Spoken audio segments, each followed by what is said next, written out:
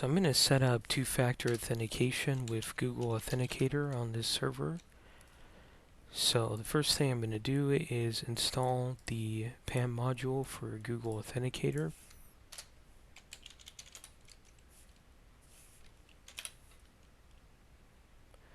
Okay, and once that's finished, I need to edit the SSH config file in the PAM daemon directory.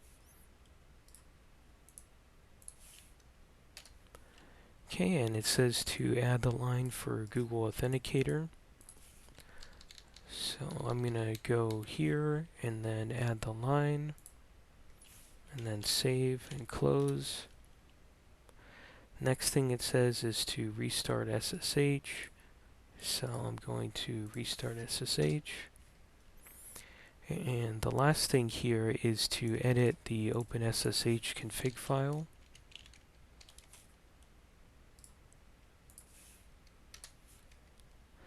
And it says to look for this line, challenge response authentication. So I'm going to go down, and there it is. And it says to change it from no to yes. So I'm going to change it to yes. Save and close. Okay, and then now we're ready to set up Google Authenticator for the current user, which is the test user. And the way to do that is to use the Google Authenticator command. The first question is, do you want the tokens to be time-based? I'm going to say yes. The next thing is that it will give you the QR code to scan to add this to your Google Authenticator. So I'm going to scan it right now. Okay, so I have the code now. It also has some emergency codes that you can take note of. And then there's a few more questions that it's going to ask after this. It says, do you want to update the Google Authenticator file? I'm going to say yes. It says, do you want to disallow multiple uses of the same token? I'm going to say yes.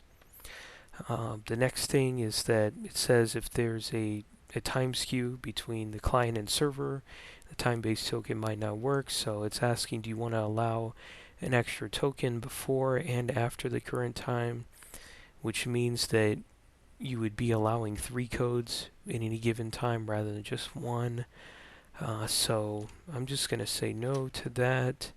And the next question is, do you want to allow protection for rate limiting, which is no more than 3 login attempts every 30 seconds. I'm going to say yes. And after that, there's no more questions, so Google Authenticator is set up.